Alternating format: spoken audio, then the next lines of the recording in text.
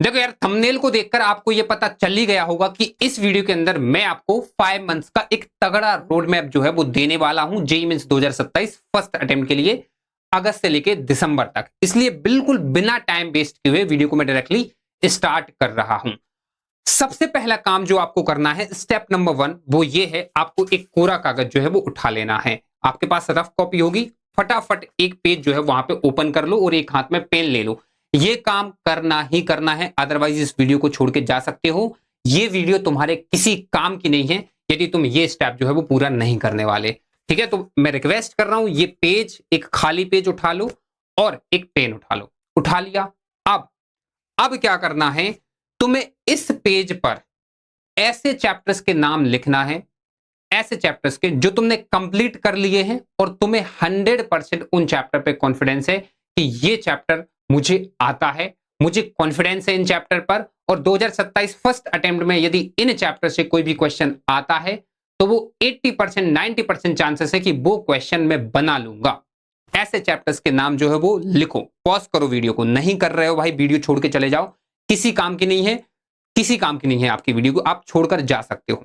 और यदि आप रुक गए हो तो पॉज करके फटाफट इन चैप्टर्स के नाम लिखो जिनमें तुम्हें 100% कॉन्फिडेंस है। ठीक है, पॉज कर लिया, लिख लिए नाम। अब मुझे यह बताओ कि आप कितने चैप्टर्स के जो नाम हैं वो लिख पाए, फिजिक्स, केमिस्ट्री, मैथमेटिक्स तीनों सब्जेक्ट में। एक चैप्टर का नाम लिखा आपने, या 5 का लिखा, 10 का लिखा, 15, 20 या 50% या 100% चैप्टर जो है वो आप लिख पा रहे हो? कितने लिख पा रहे हो? मैं आपको बता दे रहा हूं आपकी रियलिटी क्या है। इस वीडियो को देखने वाले 90% viewers, yes you heard it right, 90% viewers जो हैं वो एक सिंगल चैप्टर का भी नाम नहीं लिख पाए होंगे। ये है आपकी औकात। बड़ा भाई हूं, थोड़े से हार्श वर्ड यूज करना जरूरी है क्योंकि तुम बिल्कुल भी नहीं पढ़ रहे हो। Yes, 90% viewers of this video में बता रहा हूं, एक सिंगल चैप्टर में भी उनको कॉन्फिडेंस नहीं है, एक सिंगल चैप्टर का नाम भी वो इस कोरे कागज पर नहीं लिख पाए होंगे जिस चैप्टर में उनको कॉन्फिडेंस है कि मैं यहां से आने वाला कोई भी क्वेश्चन जेईई मेंस के पेपर में बना लूंगा। सोच के देखो। और यदि कोई बच्चा लिख भी पाया होगा तो 2 चैप्टर 3 चैप्टर से ज्यादा नहीं होंगे, क्योंकि मैं भी इस प्रिपरेशन से निकला हूं और मुझे पता है कि जो मोस्टली जो जेईई एस्पायरेंट होते हैं वो एक्चुअली में प्रिपरेशन करते कैसे हैं। वो सिर्फ और सिर्फ सिलेबस के पीछे भागते हैं और सिर्फ क्वांटिटी जो है ना इस पर फोकस कर रहे होते हैं। बस सिलेबस सिलेबस, मेरा सिलेबस कंप्लीट हो जाए। मैं आपको बता रहा हूं वो दिन दूर नहीं है जब आपका पूरा सिलेबस जो है वो कंप्लीट हो जाएगा, अक्टूबर में, नवंबर में। और पूरा सिलेबस कंप्लीट करने के बाद जब आप मॉक टेस्ट लगाओगे और आपके 70 मार्क्स 80 मार्क्स भी नहीं आ पाएंगे, ज्यादा से ज्यादा 100 मार्क्स, उससे ऊपर नहीं आप जा पाओगे और आपका पूरा सिलेबस कंप्लीट होगा, वो दिन दूर नहीं है। क्यों? क्योंकि आप सिर्फ क्वांटिटी पर फोकस कर रहे हो, क्वालिटी पर नहीं। और जेईई मेंस हो चाहे जेईई एडवांस हो, ये जेईई पेपर है भाई, ज्वाइंट एंट्रेंस एग्जामिनेशन है। ये आपके बोर्ड्स के पेपर या नीट का पेपर नहीं है कि आप सिलेबस कंप्लीट कर लो जल्दी जल्दी से, प्रैक्टिस ही ना करो, रिवीजन ना करो, आप मॉक टेस्ट ना लगाओ, आप क्वालिटी पर फोकस ना करो, केवल सिलेबस के पीछे भागते हुए आप 99 परसेंटाइल प्लस ला पाओ, इम्पॉसिबल है, नहीं कर सकते। पिछली वीडियो में ना बहुत सारी कमेंट्स आ रही थी, भैया आपने काफी तगड़ी वीडियो बनाई। क्यों? क्योंकि उस वीडियो में मैंने बोल दिया था, मैंने पता क्या बोला था उस वीडियो के अंदर, मैं आपको बता रहा हूं, दिल से बताऊंगा आज सारी चीजें। मैंने उस वीडियो के अंदर यह बोल दिया कि भाई आपको केवल 180 नंबर ही लाना है 300 में से, केवल 180, और 180 नंबर यदि आप लाओगे तो आपका 99 परसेंटाइल बन जाएगा। मैंने ये बोल दिया था। बहुत अच्छे अच्छे कमेंट आए, अच्छे व्यूज आए। ठीक है, मुझे कुछ ईमेल्स भी आई, भैया आप बहुत अच्छी वीडियोस बनाते हो। क्यों? क्योंकि जो जेईई एस्पायरेंट है, जो बच्चे मेरी वीडियोस देख रहे हैं, वो खुश हो गए कि 180 नंबर लाना है। बिल्कुल, ये बिल्कुल 110% सही है कि केवल 180 मार्क्स ही चाहिए है 99 परसेंटाइल के लिए। लेकिन आप लोगों ने जो कैलकुलेशन किया है ना 180 मार्क्स स्कोर करने का, वो टोटली रॉन्ग है। बहुत सारे बच्चे क्या सोच रहे हैं कि 180 नंबर ही तो लाने हैं और मेरे पास 75 क्वेश्चन होंगे, तो मैं क्या करूंगा, इन 75 में से मुझे केवल 45 ही तो अटेम्प्ट करने हैं। यदि 45 अटेम्प्ट कर लिए तो 45 मल्टीप्लाइड बाय 4 में करूंगा तो मेरे 180 मार्क्स जो है वो आ जाएंगे। मतलब 75 में से मैं 30 क्वेश्चंस लीव कर सकता हूं। सोचो, 30 क्वेश्चन में लीव कर सकता हूं, केवल 45 कर लूंगा और 180 मार्क्स आके 99 परसेंटाइल बन जाएगा। आपका कैलकुलेशन गलत है। अब गलत क्यों है वो मैं आपको बता रहा हूं कि गलत क्यों है, समझो। सबसे पहली चीज तो यह है कि यदि आपने ये सोचा है कि 180 मार्क्स के लिए मुझे केवल 45 क्वेश्चंस जो हैं वो वहां पे टिक करके आना है रियल एग्जाम में, तो ये सरासर गलत है, ऐसा नहीं होने वाला। आपको 45 क्वेश्चन नहीं बल्कि 55 से लेके 60 क्वेश्चंस जो हैं वो अटेम्प्ट करने पड़ेंगे। मिनिमम 55 क्वेश्चन तो कंपलसरी है, मिनिमम 55 क्वेश्चन। ऐसा क्यों बोल रहा हूं? क्योंकि मैं आपको बता रहा हूं जितने भी 99 परसेंटाइल आ रहे हैं, चाहे वो मेरे दोस्त जो आईआईटीज में हैं या फिर मैं अभी एनआईटी में हूं, और मैं काफी बच्चों से ऑब्वियसली फर्स्ट ईयर में जब मैं हम लोग मार्क्स वगैरह एक दूसरे के देखते थे, तो भाई सबके 8 या 9 तो नेगेटिव मार्किंग होती ही होती थी। मतलब इतने क्वेश्चन गलत होना तो बिल्कुल तय है जब आप पेपर देके जाओगे। मतलब आपको रियल एग्जाम में 55 क्वेश्चंस तो बिल्कुल सही तरीके से बिना तुक्का लगाए वहां पे अटेम्प्ट करना पड़ेगा। मतलब पेपर में आपको सही सही अटेम्प्ट करने पड़ेंगे, और जब आप पेपर देख के बाहर आओगे और जब आंसर की आपकी रिलीज होगी, तब उसमें से आपके अराउंड 8 क्वेश्चन जो है वो गलत होंगे, 47 आपके सही होंगे। 8 क्वेश्चन गलत होने के बाद 47 सही होंगे, और फिर माइनस यहां पे मल्टीप्लाई फिर आप 4 करोगे, और ये जो 8 क्वेश्चन गलत हुए हैं ये -8 करोगे, तब जाके आपका यहाँ पे 180 जो है वो बन रहा होगा और 99 परसेंटाइल जो है वो बन जाएगा। अब सुनो, तो आपको यहां पे 55 क्वेश्चंस करने हैं, तो अब ध्यान से सुनना। मतलब 75 में से मिनिमम 55 करने हैं आपको, और इन 75 में से 15 क्वेश्चन जो बैठे हुए हैं ना वो बाप लेवल के होंगे। बाप लेवल के 15 क्वेश्चन वो कौन से हैं? वो हैं आपके integer type question with the negative marking. सरल नहीं है भाई, सरल नहीं है चीजें, सरल नहीं है। 2 घंटे 3 घंटे सेल्फ स्टडी करके प्लीज मत करो, मत करो, इससे अच्छा छोड़ दो प्रेपरेशन। 15 क्वेश्चन जो हैं वो आपके नेगेटिव मार्किंग और इंटीजर टाइप क्वेश्चन होंगे। बहुत टफ है ये चीज। इंटीजर टाइप क्वेश्चन में कभी भी श्योरिटी नहीं आती कि ये मेरा सही इंटीजर आया है। मोस्टली वो गलत होने की बहुत ज्यादा संभावनाएं होती हैं वहां पे, और उसमें भी नेगेटिव मार्किंग बैठी हुई है। सोच के देखो, केवल 20 क्वेश्चन जो है वो आप छोड़ सकते हो जिनमें से 15 आपके इंटीजर टाइप है। अच्छा, यही बातें नहीं रुकती, अब सुनो। यदि बाई चांस आपने मेहनत कर ली और मेहनत करने के बाद आपका 99 परसेंटाइल आ भी गया, तो भी मैं आपको बता दूं कि 99 परसेंटाइल पर आपकी जो रैंक बनने वाली है वो 16K प्लस होने वाली है, क्योंकि 16 लाख कैंडिडेट्स तो मिनिमम कंफर्म है। यदि 17 लाख बैठेंगे तो 17K प्लस ही होगी रैंक आपकी 99 परसेंटाइल पे। और मैं आपको एक हार्ड सी रियलिटी बता रहा हूं भाई, समझना जरूरी। देखो, reality check as a mentor देना जरूरी है, और वो ये है कि मैं जिस कॉलेज में आज पढ़ रहा हूं ना, एनआईटी भोपाल, ठीक है, एनआईटी भोपाल, यदि इस मेरे कॉलेज में आपको कंप्यूटर साइंस ब्रांच चाहिए है ना, सीएसई, तो पता है 8.5 के रैंक पे, ठीक है, ये आपकी क्लोज हो जाती है। 8,000 पे, 9,000 पे यदि अदर स्टेट कोटा आप लगाओगे तो कंप्यूटर साइंस ब्रांच जो है वो आपकी ओपन कैटेगरी वालों के लिए बंद हो जाएगी। सोचो, और 99 पे कितने रैंक बनेगी? 16,000। मतलब आपको मेरे ही कॉलेज में कंप्यूटर साइंस ब्रांच चाहिए तो आपको 99.5 परसेंटाइल जो है वो स्कोर करना पड़ेगा, यदि आप जनरल कैटेगरी और अदर स्टेट कोटा से अप्लाई करोगे तो। एंड तुम्हें कहां जाना है? तुम्हें आईआईटी बॉम्बे जाना है, तुम्हें एनआईटी में भी कहां जाना है? त्रिची जाना है, राउरकेला जाना है। और तुम पढ़ कितना रहे हो? 3 घंटे, 2 घंटे सेल्फ स्टडी। कोचिंग से कुछ नहीं होता। मैं 6 घंटे कोचिंग चला गया, या फिर मैंने पीडब्ल्यू की प्रयास बैचेस, लक्ष्य बैचेस की मैंने 6 घंटे 8 घंटे मैंने लेक्चर्स अटेम्प्ट कर लिए, कुछ नहीं होने वाला। That's all will be counted in the quantity. Quality सिर्फ सेल्फ स्टडी में होती है, वो जरूरी है, लेकिन सेल्फ स्टडी भी जरूरी है, और वो सबसे ज्यादा जरूरी है। लेक्चर करने से कुछ नहीं होगा। हर एक चीज को मेंटेन करना होता है। ये जो प्रेपरेशन है, it's not all about academics. इसमें जो नॉन एकेडमिक्स चीजें हैं ना, वो उनका रोल ज्यादा है।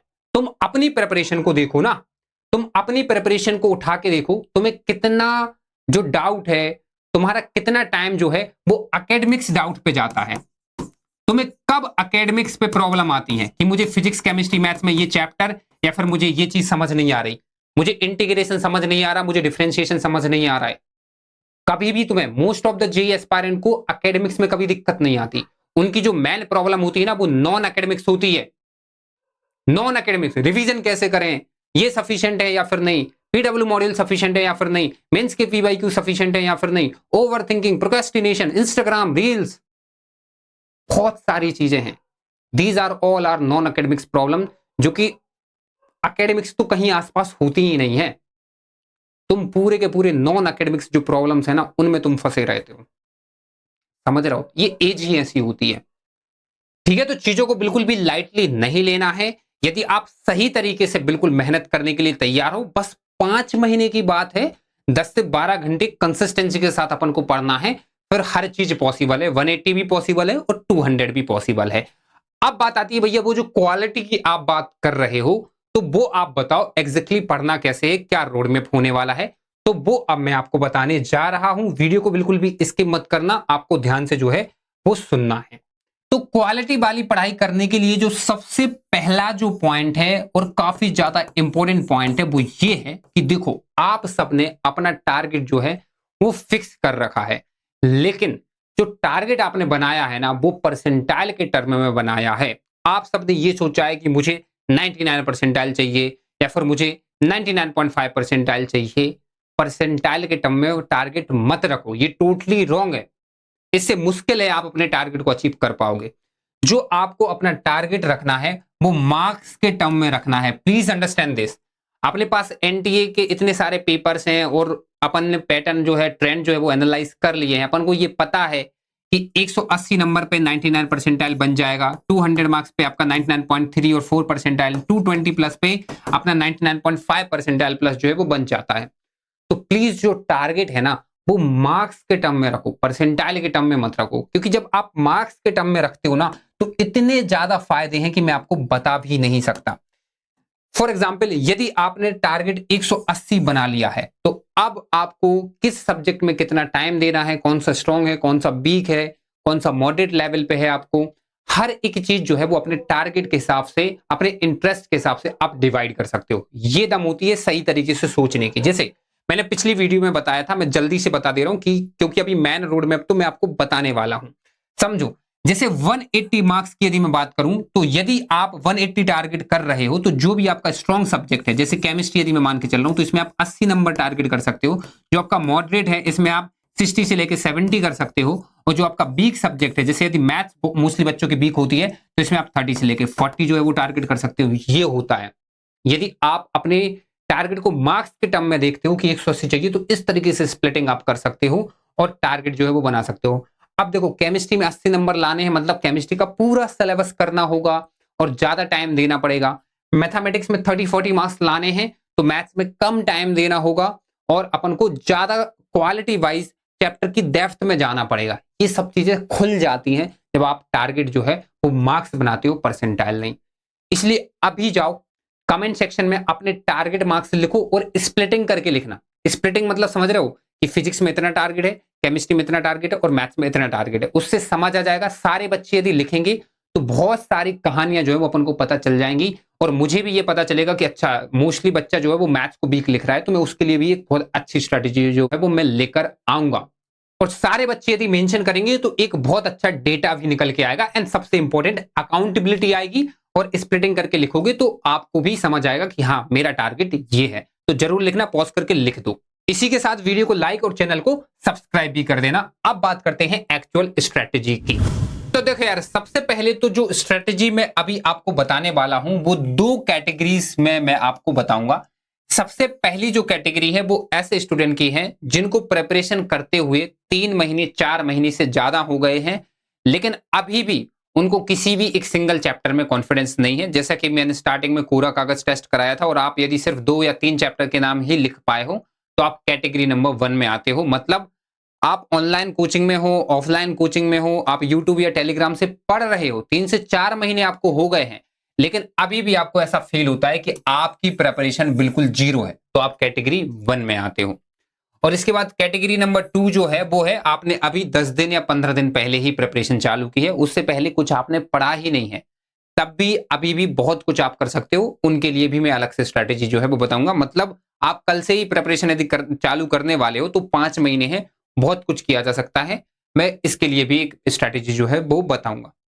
सबसे पहले जो अपन ऑब्वियसली बात करेंगे कैटेगरी 1 वाले स्टूडेंट्स जो कि 3 से 4 महीने से पढ़ रहे हैं लेकिन ऐसी फीलिंग आ रही है कि बिल्कुल जीरो पर हो। तो सबसे पहला जो आपका स्टेप है, सबसे पहला जो स्टेप है वो है आपको अपनी पूरी प्रिपरेशन का डीप एनालिसिस करना है। बहुत इंपॉर्टेंट स्टेप है। आपने अभी जो 3 से 4 महीने प्रिपरेशन की है ना फिजिक्स, केमिस्ट्री और मैथ्स में, उसका एनालिसिस, इन डेप्थ एनालिसिस आपको करना होगा, सेल्फ एनालिसिस खुद से, वो भी तीनों सब्जेक्ट में। कैसे करना है वो मैं आपको डिटेल में बताने जा रहा हूं, ठीक है। तो एनालिसिस में आपको कुछ इस तरीके से जो है चैप्टर्स की लिस्ट बनानी है, वो भी तीनों सब्जेक्ट के अंदर कुछ इस तरीके से। सबसे पहले तो आपको क्या करना है, लिस्ट 1 में ऐसे चैप्टर जिनकी ना तो आपको थ्योरी आती है और ना ही आपने उनमें प्रैक्टिस किया। अब ऑब्वियसली यदि थ्योरी नहीं आती है तो प्रैक्टिस भी आप नहीं करोगे, मतलब थ्योरी और प्रैक्टिस दोनों नहीं है, मतलब वो चैप्टर जो आपके अनटच्ड हैं वो आप अलग से लिख लो।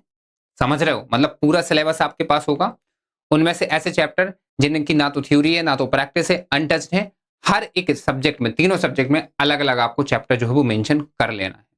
अब ध्यान से सुनो, जो अनटच्ड चैप्टर हैं उनके सॉल्यूशन पर अभी आते हैं कि करना क्या है। पहले लिस्ट बनाते हैं अपन अलग अलग, इसके बाद जो लिस्ट 2 है, अभी सॉल्यूशन बताऊंगा, पहले लिस्ट किस तरीके से बनाना है, एनालिसिस कैसे करना है वो मैं आपको बता रहा हूं। लिस्ट 2 जो आपको बनानी है वो ऐसे चैप्टर की बनानी है जिनमें आपने थ्योरी पढ़ी है। यस, जिनमें आपने थ्योरी पढ़ी है लेकिन आप थ्योरी को भूल गए हो। आपने 3 महीने 4 महीने पहले कोई चैप्टर पढ़ा था, या फिर आप 12th में 11th में कोई चैप्टर पढ़ा था और फुल लेक्चर्स उसमें देखे थे बट वो आप भूल गए हो, ठीक है। तो उनकी लिस्ट जो है वो आपको यहां पर बनानी है, ठीक है। भूल गए हो बट आपने पढ़ा था, नोट्स वगैरह भी आपके पास हो सकता है हो, या फिर नोट्स नहीं थे इसलिए आपने रिवीजन नहीं किया, आप उनको भूल गए हो, बट आपने फुल लेक्चर से किया था, तो वो आप यहां पर डालोगे, प्रैक्टिस तो अभी नहीं है आपकी, ठीक है। फिर ऐसी लिस्ट 3 बनानी है आपको जिनमें आपको थ्योरी अच्छे से आती है। आप एग्री कर रहे हो इस चीज से कि हाँ थ्योरी मुझे याद भी है, मेरे पास नोट्स भी हैं, और यदि मैं रिवीजन कर लूंगा तो मेरी पूरी थ्योरी जो है वो तैयार हो जाएगी, बट प्रैक्टिस नहीं है। तो ऐसे चैप्टर्स की अलग लिस्ट बनानी है। इसके बाद फिर आपको बनानी है लिस्ट नंबर 4 जिनमें आपको थ्योरी भी आती है और जिनमें आपको प्रैक्टिस भी आती है, और मैं बहुत अच्छे तरीके से जानता हूं कि इस वाली लिस्ट में काफी कम चैप्टर होंगे। तो ये जो लिस्ट आप बना रहे हो ना, ये तीनों सब्जेक्ट में बनाना है, फिजिक्स, केमिस्ट्री और मैथमेटिक्स में, तीनों सब्जेक्ट में आपको बनाना है, ठीक है। अच्छा, हो सकता है बहुत सारे बच्चे आप में से ऐसे होंगे जो कि ये काम जो मैंने अभी आपको दिया है सेल्फ एनालिसिस का, वो आप खुद से ना कर पाए। तीनों सब्जेक्ट में करना है और 2 तो 3 लिस्ट जो है वो आपको बनानी है, तो काम थोड़ा सा टफ तो है, कोई दिक्कत नहीं है। ये काम आपका मैं पर्सनली करने के लिए तैयार हूं यदि आप मेरी पर्सनल मेंटोरशिप में ज्वाइन होते हो, जिस पर अभी रिसेंटली मैंने एक ऑफर निकाला है 25% ऑफ का, लिमिटेड टाइम ऑफर है। यदि आप ज्वाइन होते हो तो ज्वाइन होने के जस्ट बाद ही मैं आपका पर्सनल कॉल सेशन लूंगा, उसमें 30 मिनट, 40 मिनट, 1 घंटा, जितना भी मुझे लगता है, आपकी पूरी प्रिपरेशन का एनालिसिस करके एक कंप्लीट पीडीएफ जो है वो मैं आपको दे रहा हूँ। उस पीडीएफ में सब कुछ मेंशन होगा, कितने में थ्योरी कंप्लीट है, कितने में प्रैक्टिस कंप्लीट है, और कितने में रिवीजन हो गया है, कितने मॉक टेस्ट दिए हैं, कितने में नोट्स आपके तैयार हैं, एंड साथ ही में आपको एक प्रिंटेबल टाइम टेबल भी मिल रहा होगा। उसके बाद आपकी प्रिपरेशन के अकॉर्डिंग मैं आपको एक पर्सनल प्लानर दूंगा जिसमें कंप्लीट डे वाइज चीजें जो है वो मेंशन होंगी। जैसे कि ये 1 अगस्त से स्टार्ट हो रहा है, यदि आप 2 तारीख को ज्वाइन होंगे तो मैं आपको 3 तारीख से जो है वो प्लानर दे रहा हूंगा, और आपके अकॉर्डिंग जो जो चैप्टर्स आपके कंप्लीट होंगे वो सारे यहां से डिलीट हो जाएंगे, और जो जो आपको करना होगा वो मैं यहाँ पे पर्सनली आपके लिए मेंशन करूंगा। बाकी जैसा कि मैंने आपको बताया है कि इसमें मैं अपना पर्सनल नंबर देता हूं जिस पर अनलिमिटेड कॉल सपोर्ट रहता है, व्हाट्सएप चैट सपोर्ट रहता है। तो आप अपनी डेस्क पर पढ़ रहे हो, आपको कोई भी दिक्कत आई, बस आप एक कॉल मुझसे दूर हो, बस आपको मेरा नंबर डायल करना है और आपकी मुझसे बात हो जाएगी और आपका डाउट जो है वो इंस्टेंट क्लियर हो जाएगा। पूरे यूट्यूब पर, इंटरनेट पर ऐसी मेंटोरशिप अवेलेबल नहीं है। आप रिजल्ट देख लो, रिव्यूज देख लो, कहीं पर भी ये आपको फीचर्स नहीं मिलने वाले। तो ऑफर निकाल दिया है, फटाफट जाके ज्वाइन हो जाना, मैं आपका एनालिसिस जो है वो करूंगा। अब फाइनली अपन सॉल्यूशन की बात कर लेते हैं। तो देखो, सबसे पहले जो लिस्ट 1 मैंने आपको दी थी, इसमें ऐसे चैप्टर थे जो आपके अनटच्ड थे। तो ऐसे चैप्टर जो आपने बिल्कुल भी कभी नहीं पढ़े हैं, इनको डेफिनेटली आपको फुल लेक्चर से ही कवर करना है, क्योंकि यदि आप वन शॉट से करने जाओगे तो ये चीजें आपको समझ में भी नहीं आएगी। बट हाँ, यदि अनटच्ड चैप्टर है लेकिन छोटा चैप्टर है, जो कि आपको स्क्रीन पर दिख रहे होंगे, स्क्रीन पे मैंने सारे छोटे-छोटे चैप्टर जो है वो मेंशन कर दिए हैं। यदि कोई भी अनटच्ड चैप्टर इस लिस्ट से बिलोंग करता है तो उसमें आप बेशक वन शॉट देख सकते हो। बाकी यदि नहीं तो आपको फुल लेक्चर ही देखना है और इसके बाद फिर आपको प्रैक्टिस करना है और प्रैक्टिस में सिंपल मॉड्यूल्स और पीवाईक्यूज करने हैं बस, इससे बाहर क्वेश्चन नहीं आएंगे। ठीक है, मॉड्यूल्स और पीवाईक्यूज। जो भी लेक्चर है आपको होमवर्क मिलता है, होमवर्क कर लो, यदि डीपीपीज है तो डीपीपीज कर लो, मॉड्यूल्स एंड पीवाईक्यूज, इनसे बाहर क्वेश्चन नहीं आएगा। और मैं आपको एक सटीक नंबर भी दे दे रहा हूं कि कितने क्वेश्चन प्रैक्टिस करने हैं। आपको मिनिमम 100 क्वेश्चन तो करने ही करने हैं। यदि 100 क्वेश्चन आपके हो जाते हैं तो आप बेशक आगे बढ़ सकते हो। जैसे यदि इलेक्ट्रोस्टैटिक्स आप कर रहे हो, उसमें आपने होमवर्क से लेके पीवाईक्यूज तक यदि 100 क्वेश्चन कर लिए हैं तो आप बेशक आगे बढ़ सकते हो। कैपेसिटर पे, करंट एंड इलेक्ट्रिसिटी पे कोई दिक्कत नहीं है। फिर बाद में जितना भी टाइम मिलेगा उसमें आप और प्रैक्टिस, रिवीजन, मिससेलेनियस प्रैक्टिस करोगे तो और नंबर जो है वो बढ़ता जाएगा। लेकिन अभी राइट नाउ आप 100 जो है वो टारगेट लेकर चल सकते हो। इसके बाद जो लिस्ट 2 है, जिसमें आपकी थ्योरी तो कंप्लीट आपने की थी लेकिन आप भूल गए हो, तो इसमें भी देखो 2 कैटेगरी हो जाती है। यदि आपके पास जो लेक्चर्स आपने पहले देखे थे वो अभी हैं आपके पास रिकॉर्डेड, तो आप उसको फास्ट फॉरवर्ड तरीके से जल्दी जल्दी देख सकते हो। मतलब 2x स्पीड पे देख लो, 1.75 पे देख लो, या फिर स्किप कर करके आप चीजें जो है वो देख सकते हो, क्योंकि पहले देखा है तो जल्दी समझ आ जाएगा। लेकिन यदि आपकी क्लासेस लाइव थी, रिकॉर्डेड नहीं है अभी आपके पास, तो फिर आप इनमें वन शॉट प्रेफर कर सकते हो। और वन शॉट के बाद फिर प्रैक्टिस ही करनी है, modules and PYQs and 100 question जो है वो आपको करना है और आप आगे बढ़ सकते हो। एंड सेम यदि आपकी थ्योरी कंप्लीट हो गई है तो फॉर बहुत अच्छी बात है, आप जल्दी से रिवाइज कर लो 10 से 15 मिनट के अंदर जो आपने नोट्स बनाए हैं उनसे। और फिर प्रैक्टिस जो है आपकी नहीं है तो आपको प्रैक्टिस में सेम 100 क्वेश्चन जो है वो करना है। मॉड्यूल्स, पीवाईक्यूज, होमवर्क, डीपीपी सब मिला के बस 100 कर लो, आपका काम हो जाएगा। बस थोड़ा सा वेराइटीज पर फोकस जो है वो दिए रहना। बाकी जिनकी थ्योरी कंप्लीट है, प्रैक्टिस कंप्लीट है, तो इनको टाइम पर रिवाइज करते जाना है। तो जो कैटेगरी वाले स्टूडेंट हैं, इस तरीके से पूरा सिलेबस यदि आप स्प्लिट कर लोगे और फिर आपको अपनी कमियां, अपने वीक टॉपिक्स और स्ट्रॉन्ग टॉपिक्स समझ में आ जाएंगे और फिर धीरे धीरे वन बाय वन उन पे आप काम करोगे, उनका जो सॉल्यूशन मैंने आपको बताया वो आप करोगे, तो आपके चैप्टर्स जो हैं वो अच्छे से कंप्लीट होते जाएंगे और आपको कॉन्फिडेंस जो है वो आता जाएगा। क्योंकि अभी आपने क्या किया है, रिकॉर्ड नहीं रखा है चीजों का। तो सबसे पहले आपको रिकॉर्ड बनाना है, एनालिसिस करना है, लिस्ट बनाना है, एंड इसके बाद धीरे धीरे एक एक करके चैप्टर जो है वो आपको तैयार करना है। बाद में डेफिनेटली रिवाइज करोगे, मॉक टेस्ट दोगे, आपका सिलेक्शन जो है वो हो जाएगा। अब बात करते हैं कैटेगरी नंबर 2 वाले जो स्टूडेंट हैं, वो जो कि अभी बिल्कुल जीरो पर हैं, बिल्कुल प्रेपरेशन स्टार्ट ही कर रहे हैं। तो देखो, मैं आपको बिल्कुल झूठी होप नहीं दूंगा कि आप 200 नंबर, 180 नंबर ला पाओगे। लेकिन भाई 150 मार्क्स जीरो से, लिटरली जीरो से अभी आप ला सकते हो 150 मार्क्स। और जैसा कि मैंने आपको ऑलरेडी बता दिया है कि 150 मार्क्स पर आपका 97 परसेंटाइल जो है वो बन जाएगा, जो कि काफी अच्छा परसेंटाइल है। यदि आप फर्स्ट अटेम्प्ट में 97 परसेंटाइल ला सकते हो तो उसके 4 महीने बाद आप जी एडवांस भी निकाल सकते हो और आईआईटी टॉप 7 आईआईटी भी जा सकते हो। इसलिए ये बहुत जरूरी हो जाता है कि आपको अभी हार नहीं माननी है। जीरो पर हो तब भी एटलीस्ट 150 मार्क्स जो है वो टारगेट करो, जो कि बिल्कुल पॉसिबल है। कैसे कर सकते हो? आप क्या करो, जो बड़े बड़े चैप्टर्स है ना, इनको 3 से 4 दिन में आप कंप्लीट करो और चैप्टर वाइज मेथड ही फॉलो करो। चैप्टर वाइज मेथड मतलब ये है कि आप, सिंपल है यार, एक चैप्टर उठाओ और उसको कंप्लीट ही करो चैप्टर उठा के। ठीक है, हाँ, दिन में आप 3 से 4 घंटे फिक्स कर दो रिवीजन के लिए, और आप एक चैप्टर करो, फिर आप दूसरा करो, पहले वाले का रिवीजन करो, फिर तीसरा करो, पहले 2 का रिवीजन करो, फिर चौथा करो, पांचवा करो, छठवा करो। इस तरीके से एक एक चैप्टर जो है वो आप करते जाओ। चैप्टर वाइज मेथड यही होती है। और दिन में आप क्या करो, 2 से 3 घंटे जो है ना वो फिक्स कर दो रिवीजन के लिए, जिससे जब आप चौथा चैप्टर करोगे तो पिछले 3 का आप रिवीजन करना, और जब आप पांचवा करोगे तो पिछले 4 का रिवीजन करना। इस तरीके से एक एक करके करते जाओ। आप बिल्कुल जीरो पर हो, फटाफट चैप्टर वाइज मेथड लगाओगे ना तो आपका एक एक चैप्टर ऐड होता जाएगा। 1 होगा, 2 होगा, 3 होगा, 4 होगा, इस तरीके से आप बढ़ते जाओगे। 40 चैप्टर, 50 चैप्टर आपके कब हो जाएंगे आपको पता भी नहीं चलेगा। और यदि आपको डेली टारगेट्स चाहिए हैं तो मैं आपके ये चैप्टर्स कंप्लीट करा दूंगा टारगेट वाइज। आप बस मेरी पर्सनल मेंटरशिप में ज्वाइन हो जाओ, 25% ऑफ है। आपके 150 मार्क्स जीरो से मैं आपको जो है वो दिलवा के दिखाऊंगा। ठीक है, बाकी मैं आपको बता दूं, यदि आपको लिमिटेड चैप्टर्स करने हैं तो आपको मैं बता दे रहा हूं कि ये मैथमेटिक्स के आपको स्क्रीन पर 8 चैप्टर जो है वो दिख रहे हैं। यदि ये 8 चैप्टर आप कर लेते हो, ठीक है, स्क्रीनशॉट ले लो फटाफट यहाँ पे। यहां से आपके 40 मार्क्स जो है वो कंफर्म हो जाएंगे, कहीं नहीं जा रहे हैं। 40 नंबर, गिवन दैट आप इनको अच्छे से करते हो, ठीक है। पीवाईक्यूज ही करना है मैथमेटिक्स में, क्योंकि मैथ्स का पैटर्न ज्यादा चेंज नहीं हुआ है, तो पीवाईक्यूज जो है वो आप कर लो, वो मोर देन सफिशिएंट है। लास्ट 5 ईयर्स के जो है वो आप कर लेना। इसके बाद यदि मैं फिजिक्स की बात करूं, तो फिजिक्स में ये जो 12 चैप्टर हैं, यहां से आपके 50 से 60 मार्क्स जो है वो कंफर्म हो जाएंगे। तो पहले आप क्या कर सकते हो, मैथमेटिक्स में ये चैप्टर टारगेट कर सकते हो, और फिजिक्स में आप ये चैप्टर टारगेट कर लो। बाकी रही बात केमिस्ट्री की, तो देखो केमिस्ट्री का सिलेबस आसान है यार, दोनों सब्जेक्ट फिजिक्स और मैथ से कंपेयर करो, केवल 23 चैप्टर्स मेंशन है, आप सिर्फ टॉप 20 चैप्टर कर लो जो कि आपको स्क्रीन पर दिख रहे होंगे। तो इतने चैप्टर यदि आप कर लेते हो, जो कि काफी लिमिटेड हैं, चैप्टर वाइज मेथड से करोगे जल्दी हो जाएंगे, आपके 150 मार्क्स जो हैं वो डेफिनेटली कंफर्म हो जाएंगे। ठीक है यार, तो ये वीडियो थी आज की। मेंटोरशिप की लिंक आपको डिस्क्रिप्शन में मिल जाएगी, आप इस नंबर पर भी मुझे डायरेक्टली कॉल कर सकते हो और कोई भी डाउट जो है वो मेंटोरशिप के रिगार्डिंग वो पूछ सकते हो। ठीक है, वीडियो को लाइक कर देना, चैनल को अभी तक सब्सक्राइब नहीं किया तो वो भी कर देना। Thank you for watching.